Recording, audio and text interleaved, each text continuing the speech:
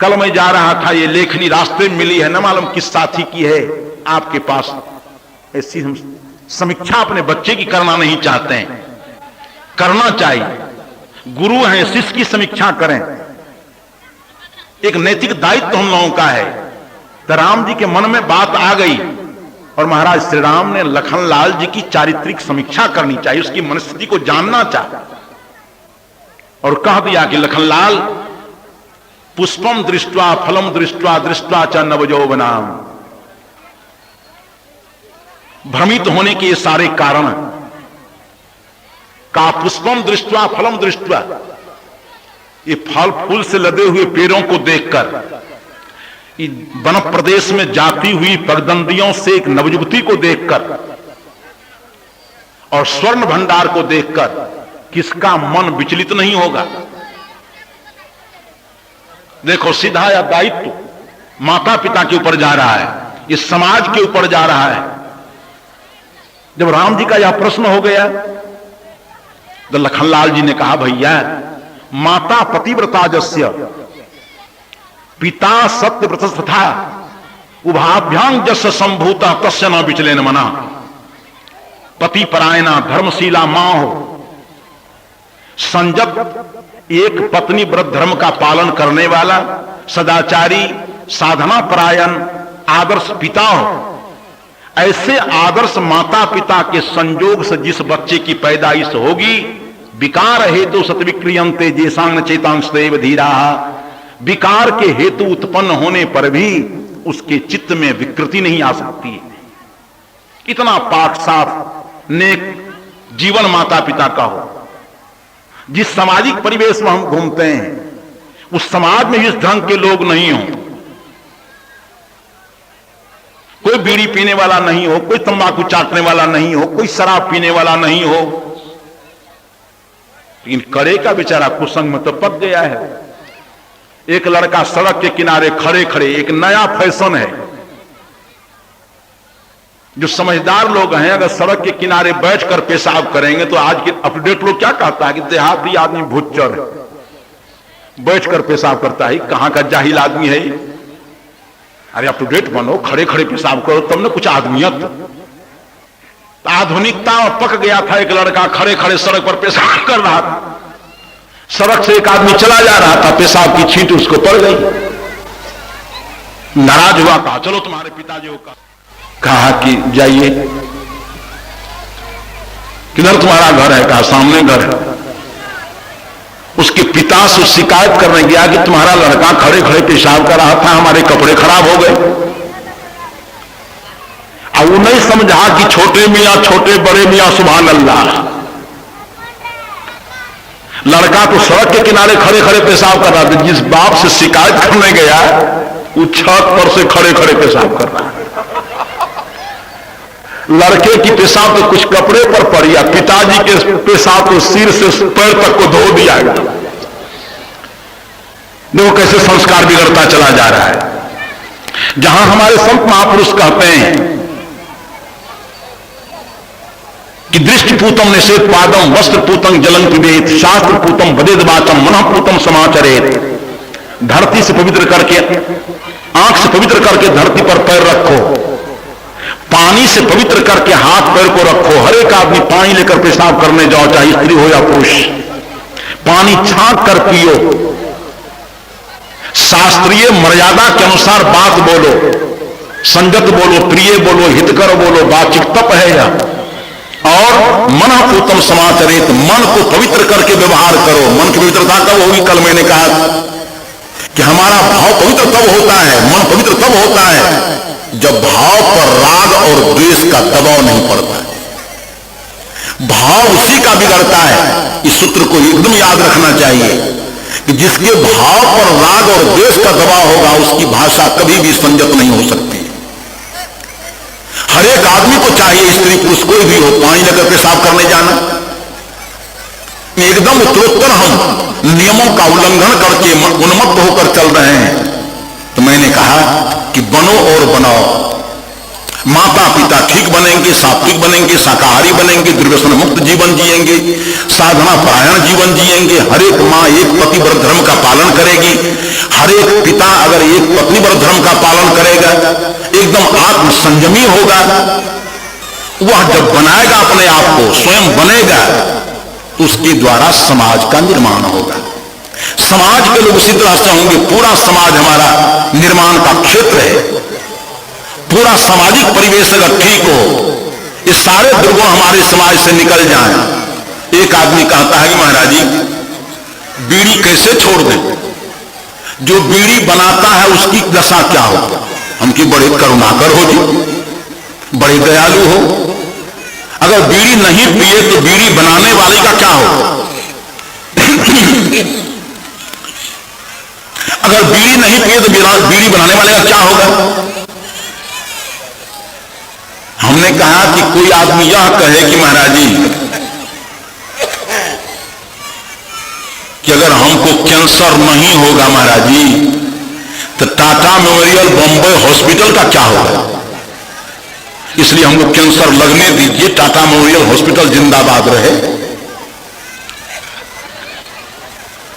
रोगी इसलिए बनो कि डॉक्टर की रोजी रोटी कैसे चलेगी? इसको बुद्धिमान कहोगे क्या? आप बीड़ी मत पियो, बीड़ी बनाने वाला दूसरा काम करेगा। आप शराब न पियो, शराब बनाने वाला दूसरा काम करेगा। आप छोड़कर पहले देखो तो। अनावश्यक कुतर्क नहीं करना चाहिए। आप पहले बीड़ी पीना छोड़कर देखो, शराब पीना छोड़ दो। बीड़ी बनाने वाले का क्या होगा? एक आदमी कहता है महाराज जी हम लोग भेड़ बकरी नहीं खाएं, एक कबूतर मुर्गा नहीं खाएं, कि घर घर में घुस जाएगा तो इसका जंगल हो जाएगा एकदम। हम कह रहे भले आदमी, मुर्गी कबूतर तो तुम खाते हो, कौवा मार करके कौवा दम कोई नहीं बनाता है। क्या तुम्हारा कौवा घर में खोता बना लिया है? कौवा कितनी संख्या बढ़ गई? ये अनावश्यक तर्क नहीं करना चाहिए। कौवा की संख्या बढ़ नहीं गई है। आप केवल बुराइयों को छोड़कर देखो, इस सारे दुर्व्यसनों को छोड़ दो। एक महात्मा प्रवचन कर रहे कि संयमशील जीवन जियो, ब्रह्मचारी बनो। एक ऐसा बुरा झामलाल था बेचारा, कुतर्क करने वाला, वो खड़ा हो गया कि महात्मा जी आपका यह प्रवचन ठीक नहीं है। कहा क्या हुआ? कहा आप कहते हैं सब ब्रह्मचारी हो जाओ, और कहीं आपकी बातों का असर हो गया, सब ब्रह्मचारी हो गया, तब ये सृष्टि कैसे चलेगी? महात्मा ने कहा सबको तुम ब्रह्मचारी बना दो, तब सृष्टि हम अपनी तरफ से चला दें। कहा कि आप सृष्टि नहीं चला सकते हैं, कल तुम पहले सबको ब्रह्मचारी बनाओ। तो बूढ़ा होश में आकर के नहीं बाबा सब ब्रह्मचारी तो नहीं बनेगा। कहा बिहार प्रांत की जिम्मेदारी लो, केवल बिहार प्रांत ब्रह्मचारी हो जाए? कहा नहीं बाबा। कहा पूर्णिया जिला भर? कहा नहीं बाबा ये हो संभव नहीं। कहा तुम्हारा गांव है, गांव में सबको ब्रह्मचारी बनाओ? कहा कि नहीं, कोई नहीं मानेगा। कहा तुम अपने बेटे को ब्रह्मचारी बनाओ? कहा कि वो तो और गजब है, वो तो और नहीं बात मानेगा। कहा तुम ब्रह्मचारी बनो? कहा कि नहीं बाबा हमारा सब नहीं सफर पड़े। क्या गजब है? बीड़ी पीने वाले का क्या होगा? शराब चुराने वाले का क्या होगा? हम स्वस्थ हो जाएंगे तो सारे डॉक्टरों क्या होगा? अगर घर में हम अनैतिक काम नहीं करें, मुकदमा जालसाजी नहीं करें, तो बेचारा वकील साहब क्या खाएगा? हमके भैंस क्या रात खोलेगा वो? तुम अनाचार पहले बंद तो करो, कोर्ट कचहरी बंद हो जाए सब। एक भी आदमी अनाचार का काम नहीं करेगा, पुलिस वाले का क्या होगा? बैठ कर अपना झकेगा। क्या पुलिस में बहाल नहीं होगा? पुलिस की रोजी रोटी के लिए हम अनैतिक काम करें, डॉक्टर वैद्य के लिए हम रोगी जीवन जिए, बीड़ी खैनी वालों के चलते हम बीड़ी खैनी गांजा भांग पिए, कोई समझदारी की बात नहीं है। आप निर्णय लो कि बीड़ी नहीं पीना है, शराब नहीं लेनी है। आप निर्णय लो कि चोरी नहीं करेंगे, मिलावटबाजी नहीं करेंगे, धोखाधड़ी नहीं करेंगे। चाहे जज साहब का जो हो जाए, वकील साहब का जो हो जाए, उनका सब बस्ता जिल्द और फाइल सब आग में जल जाए। समाज को जलने से बचाओ, अपने आप को जलने से बचाओ। इसलिए मैंने कहा कि माता पिता बने, बच्चे बनेंगे।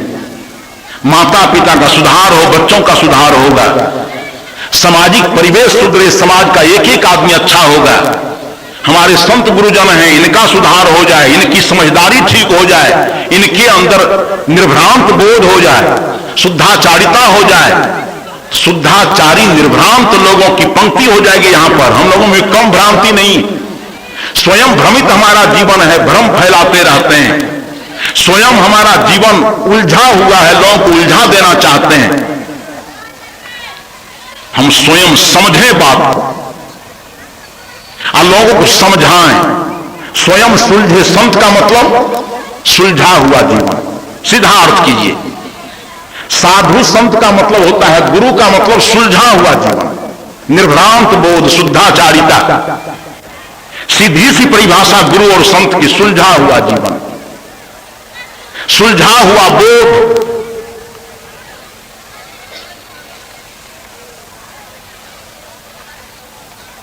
सुलझा हुआ बोध है। मैंने कल कहा था कि शरीर में एक ही आत्मा, किसी से पूछो शरीर में आत्मा एक है कि दो, कहा कि एक ही है हुजूर। तो कहा खोजने के लिए किसको कहते हो, खुद किसको खोजेगा वो, है ना सुलझा हुआ विचार। ये एक तत्व जहां है किसको खोजेगा, किसको पाएगा, किससे इतना हासिल करेगा, काहे भटका रहे लोगों को।